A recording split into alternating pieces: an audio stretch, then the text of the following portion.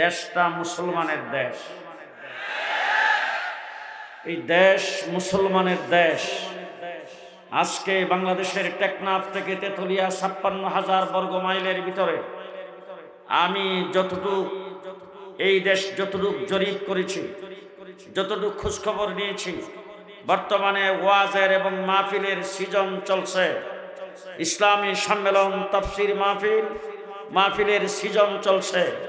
এই সিজনে প্রতি রাত্রে আমার যাচাই বাছাই অনুযায়ী, আমার খোঁজখবর অনুযায়ী বাংলাদেশে ২ থেকে ২৫০০ ইসলামী সম্মেলন প্রতি রাত্রে অনুষ্ঠিত হয়। কিছুদিন আগে টকশোর ভিতরে বসে আমার বাংলাদেশের কিছু নায়িকারা বলেছেন, দুঃখ প্রকাশ করে, আমরা যখন স্কুলে পড়তাম, আমরা যখন বন্ধু বান্ধবদের সাথে চলাফেরা করতাম, তখন কত জায়গায় বাউলা গান, নাটক, থিয়েটার কত কিছু হতো। আমরা যাইতাম সেখানে শোনার জন্যে, কত আনন্দ ফুর্তি করতাম। আজকে সবগুলো ওয়াজ মাহফিলে পরিণত হয়েছে। শুধু বাংলাদেশের আলেম উলামায়ে কেরাম, কওমি মাদ্রাসার এই তথাকথিত যারা বলে মৌলবাদী, ওই মৌলবাদী গোষ্ঠী শুধু ইসলামী সম্মেলন ওয়াজ মাহফিল করে না, বণিক সমিতি ওয়াজ মাহফিল করে, বাজার কমিটি ওয়াজ মাহফিল করে, অনেক জায়গায় ক্লাব ওয়াজ মাহফিল করে। গোটা বাংলাদেশ ওয়াজ মাহফিল ইসলামী সম্মেলনের মার্কেটে পরিণত হয়েছে। তার দ্বারা প্রমাণ করে দেশটা মুসলমানের দেশ। দেশ মুসলমানের দেশ। যেই বাংলাদেশে এ পর্যন্ত 52 বৎসরের ভিতরে যতগুলি ইলেকশন হয়েছে, ইলেকশন যখন শুরু হয়, ইলেকশন ঘোষণা করার পরে যখন তফসিল ঘোষণা হয়, যখন নমিনেশন সাবমিট করা হয়, এর পূর্বেই দেখা গেছে শাহজালালের মাজার জিয়ারত করতে। এর দ্বারা প্রমাণ করে দেশটা মুসলমানের দেশ। আমার বাংলাদেশে যখন ইলেকশন হয়, প্রার্থী যেই দাঁড়াক না কেন, উজু থাকুক আর না থাকুক, নামাজের সময় মসজিদে গমন করতে হয়। এর দ্বারা প্রমাণ করে দেশটা কার? জি, দেশটা মুসলমানের দেশ। ঐতিহাসিকভাবে দেশ মুসলমানের দেশ। আমরা এই দেশ পূর্ব পাকিস্তান ছিলাম। ভারত থেকে এই দেশ স্বাধীনতা লাভ করেছে 1947 সনে। দ্বিজাতি তত্ত্বের ভিত্তিতে আমরা পাকিস্তানের অংশ হয়েছিলাম দেশ মুসলমান হিসাবে, মেজরিটি মুসলমান হিসাবে। 1947 সনে দেশটা মেজরিটি মুসলমান, এই জন্য আমরা স্বাধীনতা অর্জন করেছি। পাকিস্তানি পশ্চিম পাকিস্তানিরা আমাদের উপর নির্যাতন করেছেন, আমাদেরকে নিপীড়ন করেছেন, আমাদের অধিকার চিনে নিতে চেয়েছেন। বঙ্গবন্ধু শেখ মুজিবের নেতৃত্বে 1971 সনে 7.5 কোটি বাঙালি যার যাই কিছু আছে তাই নিয়ে লড়াই করে 9 মাসের রক্তক্ষয়ী যুদ্ধে 71 আমরা বাংলাদেশ স্বাধীন লাভ করেছি। দেশ মুসলমানের দেশ। যদি 1947 সনে এই দেশ মেজরিটি মুসলমান হিসাবে স্বাধীনতা অর্জন না করত, 71 বাংলাদেশ হতো না। তার প্রমাণ হলো কাশ্মীর, তার প্রমাণ হলো আসাম। 70 বছর লড়াই করছেন, কিন্তু স্বাধীনতা আনতে পারে নাই। আমরা বৎসরের পর বৎসর লড়াই করতে হতো, স্বাধীনতা পেতাম না। আমরা পাকিস্তান অর্জন করেছিলাম মুসলিম মেজরিটি হিসাবে। এই জন্য 71 মুসলিম জনতা জালেমের বিরুদ্ধে লড়াই করে আমরা স্বাধীন সার্বভৌম বাংলাদেশ পেয়েছি। 56,000 বর্গ মাইল মুসলমানের দেশ, ইসলামের দেশ, আলেম উলামায়ে কেরামের দেশ, ইসলামী সম্মেলনের ওয়াজ মাহফিলের দেশ। কথাগুলি বলার অর্থ হলো গভীর ষড়যন্ত্র শুরু হয়েছে দেশ থেকে ইসলামকে সরিয়ে দেওয়ার জন্য, এই দেশ থেকে ইসলামকে মুছে ফেলার জন্য। গত কয়েক বছর আগে বাংলাদেশের সিলেবাসে লাগিয়ে দেওয়া হয়েছিল আমরা নাকি বানর থেকে তৈরি। আজকে আমার বাংলাদেশের শিক্ষা ব্যবস্থায় আল্লাহ নবী মুহাম্মদুর রাসূলুল্লাহ সাল্লাল্লাহু আলাইহি ওয়াসাল্লামের জীবন আদর্শকে বাদ দেওয়া হয়েছে, রাসূলের সিরাতকে বাদ দেওয়া হয়েছে, আবু বকর সিদ্দিকের জিন্দেগি বাদ দেওয়া হয়েছে, উমর ইবনুল খাত্তাবের জীবন আলোচনা বাদ দেওয়া হয়েছে, সাহাবায়ে কেরামের জিন্দেগি বাদ দেওয়া হয়েছে, ইসলামের ইতিহাস বাদ দেওয়া হয়েছে। স্কুল কলেজ ইউনিভার্সিটিতে ধর্মীয় শিক্ষাকে বাতিল করে মাস্টার রাখা হয় নাই, পরীক্ষাও বাতিল করা হয়েছে। হাস যৌন শিক্ষা আমাদের স্কুল কলেজে দেওয়া হচ্ছে ওপেন। আজকে নতুন করে বাংলাদেশের মানুষকে নাস্তিকার মুরতাদ বানাইবার জন্য এই দেশে অবাধ যৌনাচারে যুবক যুবতীদেরকে মাঠে তোলার জন্য ট্রান্সজেন্ডার নামে এই দেশের মানুষের পুরুষ হয়ে জন্মগ্রহণ যারা করবে, সে যদি ভাবে আমি মেয়ে হয়ে যাব, আমি মেয়ে হইতে চাই, মেয়ে হইলে আমার জন্য চলতে ফিরতে ভালো হবে, তার ইচ্ছায় সে হয়ে যেতে পারে। মেয়ে হয়ে জন্মগ্রহণ করলে ইচ্ছা করলেই সে পুরুষের রূপ ধারণ করতে পারে। এইটাকে বৈধতা দেওয়ার জন্য এই দেশের সরকার কর্তৃক আইনে পরিণত করার জন্য আজকে পাইতারা শুরু হয়েছে। আমি আজকে কথাগুলি আপনাদের সামনে এই জন্য বলছি, ঢাকার ভূখণ্ডে কওমি মাদ্রাসা সম্মেলনের আয়োজন করেছেন। আমাদেরকে সোচ্চার থাকতে হবে। এই দেশ যখন ইংরেজ দখল করেছিল, 250 বছর ইংরেজের বিরুদ্ধে আমার পূর্বপুরুষেরা লড়াই করেছেন। ফাঁসির কাজটা আমার পূর্বপুরুষেরা ঝুলছেন, জীবন দিয়েছেন, রক্ত দিয়েছেন, মাথা কাটায় দিয়েছেন, কেল্লা দিয়েছেন, ঈমান দেয় নাই। আমরা তাদের উত্তরসূরি। আমার বাংলাদেশের 56,000 বর্গমাইল যেদিন থেকে স্বাধীন হয়েছে, এই বাংলাদেশে যত দিক থেকে ইসলামের বিরোধিতা আসছে, আমাদের বুজুর্গানে দিন তার মোকাবেলা করেছেন। আমাদের বুজুর্গানে দিন প্রত্যেকটা বিষয়ের মোকাবেলা করেছেন। পরিষ্কার ভাষায় বলতে চাই, মুহাম্মদুর রাসূলুল্লাহ সাল্লাল্লাহু আলাইহি ওয়াসাল্লাম শেষ নবী, আখির নবী, খাতামুন নবিয়্যিন হিসাবে পৃথিবীতে আগমন করেছেন। আমার আল্লাহ পাক ঘোষণা করেছেন, আল-ইয়াওমা আকমালতু লাকুম দীনাকুম, আজকের দিনে দিন ইসলামকে, তোমাদের দিনকে তোমাদের জন্য অল কমপ্লিট করে দিলাম। মুহাম্মদুর রাসূলুল্লাহ সাল্লাল্লাহু আলাইহি ওয়াসাল্লামের মাধ্যমে আল্লাহ পাক দিন ইসলামকে কমপ্লিট করেছেন। সেই কমপ্লিট দিন আমার নবী মুহাম্মদুর রাসূলুল্লাহ সাল্লাল্লাহু আলাইহি ওয়াসাল্লাম সাহাবায়ে কেরামের সামনে রেখেছেন। রেখে সাহাবায়ে কেরামকে বলেছেন, সাহাবীরা, এই দিন আমি তোমাদের সামনে রাখলাম, তোমাদের কাছে দিলাম। বাল্লিগু আন্নী ওয়ালাউ আয়া, আমার এই দ্বীনের একটা আয়াত যদি তোমাদের কারো কাছে পৌঁছে থাকে, সে পরবর্তী মানুষের কাছে পৌঁছে দেওয়ার দায়িত্ব তোমাদের। সাহাবায়ে কেরাম আরফার ময়দান থেকে দূর দিয়েছে, সুদূর চীন পর্যন্ত আসছে, ইউরোপ পর্যন্ত গেছে, পৃথিবীর আনাচে কানাচে দ্বীন প্রচার করে দিয়েছেন, দ্বীন পৌঁছায় দিয়েছেন। আল্লাহ রাব্বুল আলামিন দেখলেন সাহাবায়ে কেরামের মাধ্যমে দ্বীন প্রচারিত হয়েছে, আল্লাহর নবীর মাধ্যমে কমপ্লিট হয়েছে। জিবরাইল আমিন সেই দিন রাসূলের কাছে পৌঁছায়ছেন, রাসূল সাহাবায়ে কেরামের কাছে পৌঁছায়ছেন। সেই দিন মুখস্থ, সাহাবায়ে কেরামকে রাসূল দিয়েছেন মুখস্থ, সাহাবীরা করেছেন মুখস্থ, পৌঁছায়ছেন মুখস্থ। দিন লিপিবদ্ধ হওয়া দরকার। আল্লাহ পাক তাবিনদের জমানায় আইম্মায়ে মুজতাহিদিন হিসাবে, তার প্রধান হিসাবে ইমামে আজম আবু হানিফা রাহমাতুল্লাহ আলাইহিকে জন্ম দিয়ে এই দিন করেছেন লিখিত। ইমামে আজম আবু হানিফা রাহমাতুল্লাহ আলাইহি এমন ব্যক্তি যিনি কোরআন এবং হাদিস থেকে এই উম্মতের জন্য 13 লক্ষ মাসালা বের করে লিপিবদ্ধ করেছেন। সাহাবায়ে কেরাম দিন পৌঁছায়ছেন। আল্লাহর নবী আল্লাহর কাছ থেকে দিন সাহাবায়ে কেরামকে দিয়েছেন, সাহাবী দিন পৌঁছায়ছেন। আইম্মায়ে মুজতাহিদিন, তার মধ্যে সবচেয়ে বড় ইমামে আজম আবু হানিফা, তার দ্বারা দিন লিখিত হয়ে গেছে।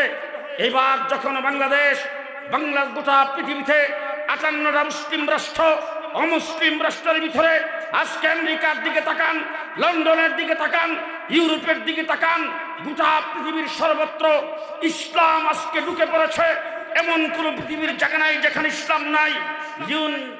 আমেরিকার নিউ ইয়র্ক শহরে ওপেন মাইকে আজানের ঘোষণা হাইকোর্ট থেকে দিতে বাধ্য হয়েছে। লন্ডন শহরে 500-র উপরে মসজিদ, 50টার উপরে দাওরে হাদিস পর্যন্ত মাদ্রাসা। নিউ ইয়র্ক শহরে 20টার উপরে দাওরে হাদিস পর্যন্ত মাদ্রাসা। চতুর্দিকে মাদ্রাসার জাল বিস্তার করেছে নাস্তিক, মুরতাদ, ইহুদি, খ্রিস্টান। গোটা পৃথিবীর বাতিল শক্তি দ্বীন ইসলামকে যখন মিটিয়ে দেওয়ার পায়তারা শুরু করেছেন, তখন আল্লাহ তাবারক ওয়া তাআলা উলামায়ে দেওবন্দের কাঁধে এই দ্বীনের পাহারাদারির দায়িত্ব দিয়েছেন। শেষ কথা আমি আপনাদের সামনে বলতে চাই, বাংলাদেশ নিয়ে কথা বলবো। বাংলাদেশ স্বাধীন হওয়ার পরে দ্বীনের বিরোধিতা যে কোনো জায়গার থেকে এসেছে। আমাদের বুজুর্গানে দ্বীনের পাহারাদারি করেছেন। শিখা চিরন্তন জেলে এদেশের মানুষকে মুশরিক বানাইতে চেয়েছে। হযরত শাইখুল হাদিস আল্লামা আজিজুল হকের নেতৃত্বে পাহারাদারি কওমি উলামায়ে কেরাম করেছেন, দেওবন্দি উলামায়ে কেরাম করেছেন। হাইকোর্ট থেকে 2 জন বিচারপতি ফতোয়ার বিরুদ্ধে রায় দিয়ে এই দেশ থেকে ফতোয়াকে উৎখাত করে মানুষকে জারক সন্তানে পরিণত করতে চেয়েছে।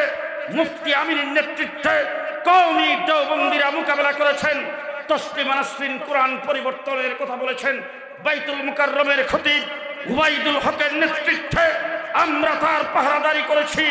শাহবাগে নাস্তিকার মুক্তাদের একত্রিত হয়ে আল্লাহর রাসূলের বিরুদ্ধে যখন গালি দিয়েছে, রাসূলের বিরুদ্ধে যখন কটূক্তি করেছেন, আল্লামা আহমদ শফির নেতৃত্বে শাপলা চত্বরকে রক্তে রঞ্জিত করে আমরা এই পাহারাদারি করেছি। আমরা দ্বীন ইসলামের পাহারাদার, আমরা দ্বীন ইসলামের পাহারাদার। আমাদের পূর্বেকার বুজুর্গানে দ্বীন যেইভাবে পাহারাদারি করেছে, আমরাও ঠিক সেইভাবে পাহারাদারি করতে চাই।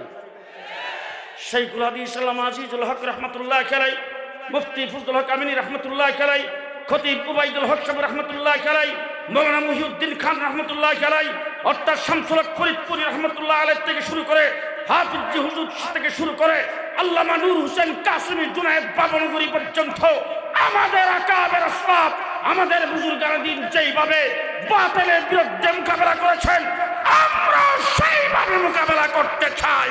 কাউকে সাথ দিতে আমরা রাজি নই। শেষ কথা আমার বন্ধুগণ,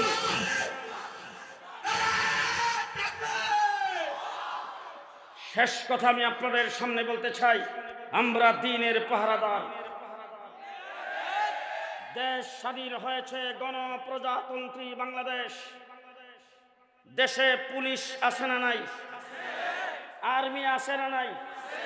বিডিআর আছে না নাই? র্যাব আছে না নাই? সেনাবাহিনী, নৌবাহিনী, বিমান বাহিনী আছে না নাই? সেনাবাহিনী, নৌবাহিনী, বিমান বাহিনী, র্যাব, পুলিশ, বিডিআর দেশের পাহারাদার। কিসের পাহারাদার? দেশের পাহারাদার। আমার দেশের কোনো কিছু বর্ডার ফাঁস করে যদি কেউ নিয়ে যাইতে চায়, পাহারাদারি করবে বর্ডার গার্ড, বিজিবি। আমার দেশে অবৈধভাবে যদি কেউ কোনো কিছু ভিতরে ঢুকাইতে চায়, পাহারাদারি করবে বিজিবি। ঠিক না ঠিক? দেশের মানুষের জান মালের ক্ষতি যদি কেউ সাধন করে, রাস্তাঘাটে একজন আরেকজনের উপর যদি আক্রমণ করে, মারামারি করে, চুরি করে, ডাকাতি করে, হাইজ্যাক করে, পাহারাদারি করবে পুলিশ।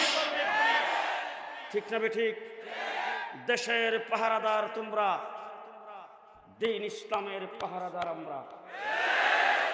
দেশ তোমাদের জিম্মায়, দ্বীন আমাদের জিম্মায়। দ্বীনের ভিতরে যদি কেউ কোনো কিছু ঢুকাইতে চায়, পরিষ্কার ভাষায় বলতে চাই, বর্ডার ফাঁস হয়ে যদি বাংলাদেশে অবৈধভাবে কিছু আসতে চায়, দেখা মাত্র ফায়ার করবে বিজিবি। ঠিক না ঠিক? আর দ্বীন ইসলামের ভিতরে যদি কেউ কোনো কিছু ঢুকাইতে চায়, দেখা মাত্র ফায়ার করবে মাওলানা মাহফুজুল হক। ঠিক না বলেন? দেশ জিম্মাদারি, দেশের জিম্মাদারি তোমাদের, দ্বীনের জিম্মাদারি আমাদের।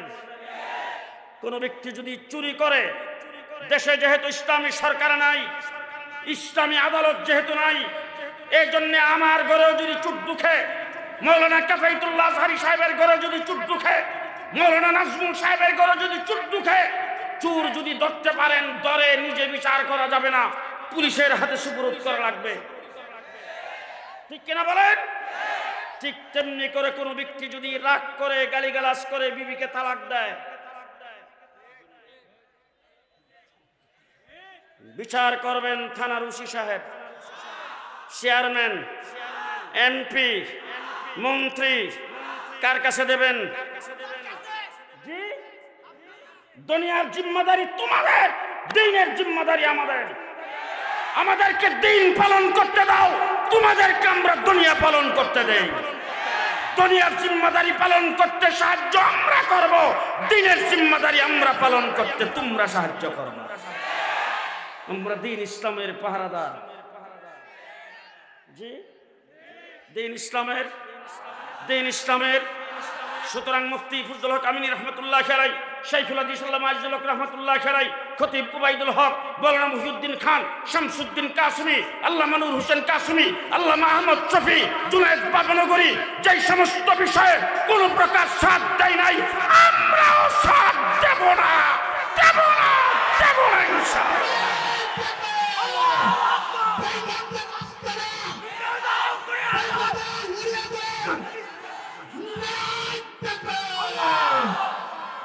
শেষ কথা, দুইটা দাবি জানাতে চাই। ট্রান্সজেন্ডার, পুরুষ হয়ে জন্মগ্রহণ করে মহিলা সেজে যাওয়া, মহিলা হয়ে জন্মগ্রহণ করে নিজকে পুরুষ বানিয়ে নেওয়া, এই সবের কোনো সুযোগ ইসলামে, শরীয়তে, আল্লাহর নবীর আদর্শে, কুরআন হাদিসে নাই। সুতরাং বাংলাদেশে যে কোনো কুলাঙ্গার যেই দিক থেকে এই ধরনের মতবাদের পায়তারা করবে, প্রয়োজনে মাথায় নামতে হবে। কে কে রাজি আছেন?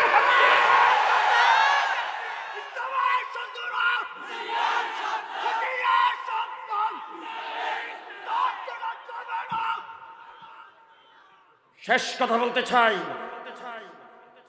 শতকরা ৯২% মুসলমানের দেশে মানুষের ট্যাক্সের পয়সায় পরিচালিত শিক্ষা মন্ত্রণালয় কর্তৃক পরিচালিত দেশের স্কুল, কলেজ, ইউনিভার্সিটিতে ব্যঙ্গের নাচ শিক্ষা দেওয়া যাবে না, হাসের দাগ শিক্ষা দেওয়া যাবে না, পেন শিক্ষা দেওয়া যাবে না। জাগতিক শিক্ষা অর্জনে আমরা বাধা নই, ব্যারিস্টার, ডাক্তার, ইঞ্জিনিয়ার হইতে আমরা বাধা নই। আমরা চাই দেশের মানুষ ব্যারিস্টার হবে, ডাক্তার হবে, ইঞ্জিনিয়ার হবে। ইংলিশ মিডিয়ামে লেখাপড়া করেন, থ্রুলি ইংলিশ বলেন, ইংলিশ জবান আনেন, ইংরেজিতে কথাবার্তা বলেন, আপত্তি নাই। ডিগ্রি অর্জন করেন, আপত্তি নাই। পিএইচডি করেন, আপত্তি নাই। বিসিএস হোল্ডার, আপত্তি নাই। উচ্চ শিক্ষায় শিক্ষিত হন, আপত্তি নাই। আমি এই কথা বলবো না আমার মতো কাঠপুল্লা বানিয়ে দিয়েন, মাদ্রাসায় ভর্তি করে আপনার সন্তানকে মাদ্রাসায় পড়ান, অন্য শিক্ষা দিতে পারবেন না সেটা বলবো না। আপনার ছেলে ব্যারিস্টার হবে, ডাক্তার হবে, ইঞ্জিনিয়ার হবে, প্রফেসর হবে, তার জন্য দোয়া 52 বছর পর্যন্ত আমাদের বুজুর্গানে দিন করে আসছেন। আমরা দোয়া এখন করতেছি, সামনেও দোয়া করব। তবে একটাই শর্ত সাপেক্ষে করতে চাই, সেটা হলো শিক্ষার একবারে নার্সারি থেকে শুরু করে উচ্চ শ্রেণী পর্যন্ত সর্বস্তরে দ্বীন শিক্ষা বাধ্যতামূলক করতে হবে। রাজি আছেন? রাজি আছেন? শতকরা ৯২% মুসলমানের দেশের সন্তানেরা স্কুলে পড়বে, উজু জানবে না, তায়াম্মুম জানবে না, গোসল জানবে না, নামাজ জানবে না, তাসবিহ তাহলিল জানবে না, নামাজের রুকু সিজদা জানবে না, নামাজের তরিকা জানবে না, জানাজার নামাজ জানে না, লাশ দোয়ানো জানে না, কাফন পরানো জানে না, কবরে শোয়ানো জানে না। এর চাইতে বড় দুর্ভাগ্যের কথা আর হতে পারে না। আমার দেশের বড় বড় বুদ্ধিজীবীরা যখন ইন্তেকাল করে, তখন এক একজনের জানাজা দেখলে মনে হয় কিসের জানাজা, কিসের কি দাঁড়াইছে, মনে হয় যাহা এটা যদি মৌলবীরা দেশে না থাকতো তো এই কামটা তো করতাম না, এটা করে তো বড় বিপদেই পড়লাম। জানাজার নামাজে নিয়ত বান্ধা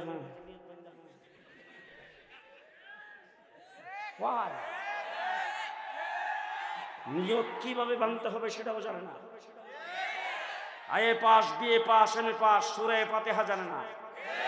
মসজিদে জুমার নামাজ পড়াইতে যাইয়া মসজিদের মিম্বরে বসে খালি এইটুক কথা বললাম, আগের কাতার যারা দখল করে বসে আছেন, মহল্লার বড় বড় শেড, রাগ করতে পারেন কেউ? আজকে আমার দেশের মসজিদগুলো রিটায়ার্ডদের দখলে, অফিস আদালত থেকে রিটায়ার্ড, অনেক ক্ষেত্রে রিটায়ার্ড হওয়ার পরে কিছু টাকা পয়সা পাইছিল, সেটা দিয়ে করছে একটা দোকান, একটা ব্যবসা চালাইতেছিল। ছেলেপেলারা বড় হয়ে যখন ব্যবসা দেখভাল শুরু করেছেন, হঠাৎ করে একদিন মারা এসে ডাক দিয়ে আম্মা আব্বারে কালকের থেকে দোকানে না পাঠাইলেই বলা হয়। মা কেন রে বাবা? পরারি কাস্টমারের সাথে গালাজের ফেসাল পায়। অফিস আদালত থেকে রিটায়ার্ড, দোকান থেকে রিটায়ার্ড, এখন বুড়ি পড়ছে বিপদে। বুড়ি 11টা বাজবার আগে নামাজের টাইম জলদি মসজিদ যান। জোহরের পরে আইসা কোন রকম খানা পিনা খাইছে, 3টা বাজবার আগে এই নামাজের টাইম হয়ে যাবে, আজান হয়ে যাবে, এখন তাড়াতাড়ি মসজিদ যান। দোকান থেকেও রিটায়ার্ড, অফিস থেকে রিটায়ার্ড, বুড়ির থেকেও রিটায়ার্ড, মসজিদে যায় টায়ার্ড। মাতবুরির আর কোথাও জায়গা পায় না, এখন ইমামের বিরুদ্ধে মাতবুরি। আমি বললাম মসজিদের আগের কাতার বড় বড় শেডগুলি যারা দখল করে রেখেছেন, আমি যদি একজন একজন করে এখন আত্তাহিয়াতু গাই, এই কথা বলার পর আমি আর বলি নাই। নামাজ পড়ে যখন বের হইতেছি, একবারে সভাপতি আমার সঙ্গে আজ্জা চাপ্পা হইছে, আরে একটা হুজুর আজকে মুসল্লিদের একবারে ঘামাই লইছে। আমি বললাম কেন, কি কারণটা কি? বলে ইয়া আল্লাহ, যেই বাবা আঙ্গুল দিয়ে ইশারা দিয়া আপনি বলছিলেন যে যদি জিগাইলে কয়জনে পারত। তোমার আত্মাহিয়াতুর খবর নাই, তুমি মসজিদের ইমামরে নিয়োগ দেওয়ার বিদায় করো। তুমি দুরূদ শরীফ জানো না, হুজুর ফরজ করে সেটাও করতে পারো না, সূরা ফাতিহার খবর নাই। এই জন্য বললাম সব জায়গার থেকে রিটায়ার, মসজিদে যায় হয় টায়ার্ড, ঠিক কিনা বলেন? শেষ কথা, একটা কথা মনে পড়ে গেছে, কয়ে ফেলতাম। মাননীয় সভাপতি এসে বসে বলবো, হযরত হাফিজ হুজুর রহমতুল্লাহ আলাইহি 1981 সনে হুজুর ইলেকশনে দাঁড়াইছিল প্রেসিডেন্ট। আপনাদের অনেকের বোধ জানা আছে, অনেকে শুনছেন না। মার্কাটা ছিল বট গাছ। কি মার্কা? আমার একজনে জিজ্ঞাসা করছে, হুজুর হাফিজ হুজুর বলে আল্লাহর ওলি? আমি বললাম যে হ্যাঁ, কোনো সন্দেহ নাই। বুঝতে আল্লাহর ওলি হইলে এই মার্কাটা কিভাবে পাইলেন, যে গাছটার মধ্যে শয়তান থাকে? আমি বললাম শয়তানে যদি কাহার উপর আসর করে, শয়তান সারাইবার জন্য কি ডাক্তারের কাছে যায়? মাস্টারের কাছে? প্রফেসর? কার কাছে যায়? যে আরে শয়তান যদি কাহার উপর আসর করে, শয়তান সারাইবার জন্য হুজুরদের কাছে যায়। এজন্য হাফিজ হুজুর বটগাছ মার্কা পাইছে, যেই গাছে শয়তান দেখে। হাফিজ হুজুর প্রেসিডেন্ট হলে বাংলাদেশের সমস্ত গাছ থেকে শয়তান দূরে সরিয়ে দাও। 1981 সনে হাফিজ হুজুর প্রেসিডেন্ট পদপ্রার্থী। হুজুরের সর্বশেষ জনসভা বাইতুল মুকাররম দক্ষিণ গেট, জজবা খুব মাদ্রাসার ছাত্র। ব্রাহ্মণবাড়িয়ার থেকে চিটাগাং মেইলে ঢাকা রওনা হয়েছি। নূরসিন্দি যখন আসছি তখন ফজরের নামাজের টাইম। তো ফজরের নামাজ পড়ার পরে দেখি যে হকাররা বাহিরে পত্রিকা বিক্রি করে। তখন একটা পেপার কিনলাম, পেপারের নাম হলো কিতাবুল ইত্তেফাক। ওই কিতাবুল ইত্তেফাকের ফার্স্ট পৃষ্ঠা, লাস্ট পৃষ্ঠায় 83 জন প্রার্থী, এক একজন প্রার্থীর বক্তব্য। স্বাধীন সার্বভৌম বাংলাদেশে চাউলের কেজি কেন 4.5 টাকা খাবো? আমি নির্বাচিত হইলে চাউল হবে 3 টাকা কেজি। আরেকজন বলছেন 30 লক্ষ শহীদের বিনিময়ে অর্জিত বাংলাদেশ, সেই দেশে লবণের কেজি কেন হবে 8 আনা? আমি নির্বাচিত হইলে লবণ হবে 4 আনা। প্রত্যেকটা জিনিসের দাম এক একজন উল্লেখ করে, এর থেকে 8 আনা একটা করে কমায় বলছে।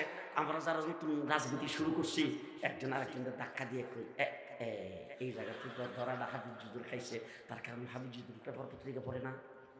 আজকের পেপারটা পুরাটা হাফিজ হুজুর পড়া দরকার ছিল। আর হুজুর একটু মুখ করে যদি আনতেন, যে খুশি চাউল খাওয়াইব 3 টাকা, হুজুর যদি 2.5 টাকা কইত, তাহলে দেশের মানুষ সব হাফিজ হুজুর ভোট দিয়ে দিত। বাইতুল মুকাররমে যাই জুমার নামাজ পড়লাম। জুমার নামাজ পড়া প্রচন্ড রৌদ্রের ভিতরে একদম স্টেজের সামনে যায় জুতাগুলি নিচে দিয়া তারপরে সেখানে বসছি। বাংলাদেশের বিশিষ্ট উলামায়ে কেরাম, বড় বড় বুদ্ধিজীবী, হাফিজ হুজুরের ভক্ত, হাফিজ হুজুরের সমর্থক সবাই একের পর এক বক্তব্য রাখতে শুরু করেছেন। সর্বশেষ ঘোষণা করেছেন, এবার জাতির উদ্দেশ্যে ভাষণ দেবেন প্রেসিডেন্ট পদপ্রার্থী মোহাম্মদুল্লাহ হাফিজ হুজুর।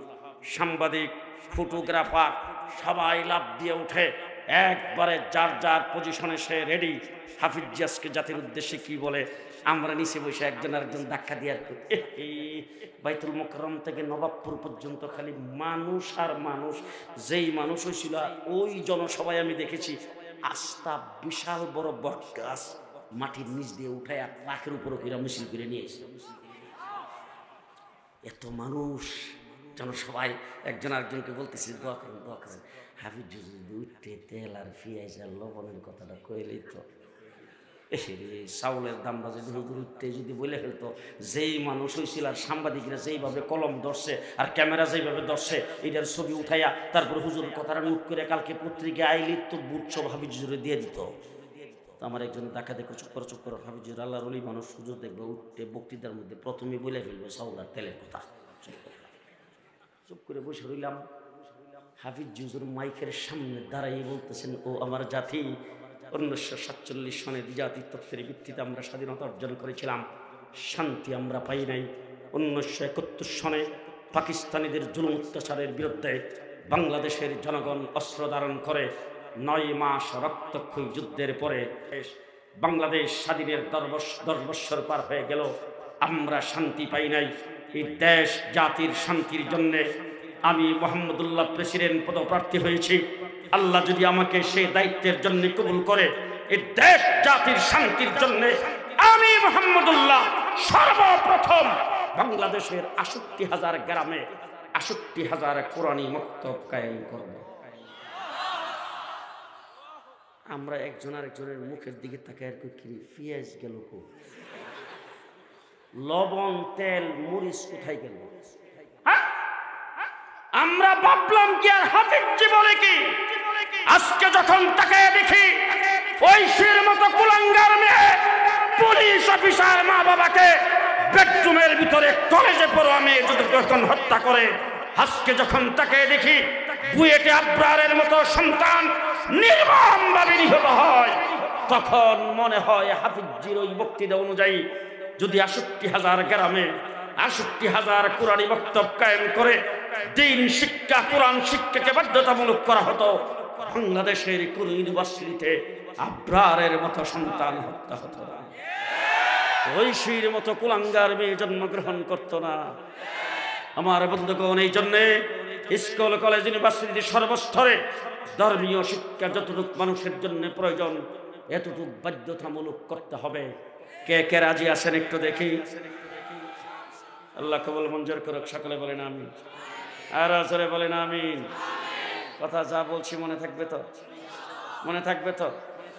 দুনিয়া তোমাদের জিম্মা, দিন দুনিয়া তোমাদের জিম্মা, দিন আমাদের জিম্মা। মনে থাকবে তো? মনে থাকবে তো? তারাবির নামাজ কয় রাকাত হবে না হবে কার জিম্মা? যে জুমার নামাজের আজান একটা হবে না 2 দিয়া কার জিম্মা? যে তালাক যদি দিয়া যায় কেউ রাগ কইরা তালাক দিছে, কি বলছে না বলছে সাক্ষী প্রমাণ নিয়ে সেটা সিদ্ধান্ত দেওয়া কি চেয়ারম্যানের জিম্মা না আমাদের জিম্মা? দিন আমাদের জিম্মা, দুনিয়া তোমাদের জিম্মা। তোমাদের দুনিয়া তোমরা দেখো, আমাদের দিন আমরা দেখব। আমাদের দিন দেখার মধ্যে তোমরা দখল দিতে পারবে না, তোমাদের দুনিয়া দেখার মধ্যে আমরা দখল দেব না। নাসরুম মিনাল্লাহ ফাতহুন কারীব ওয়া বাশশিরিল মুমিনিন। আসসালামু আলাইকুম ওয়া রাহমাতুল্লাহি ওয়া বারাকাতুহু।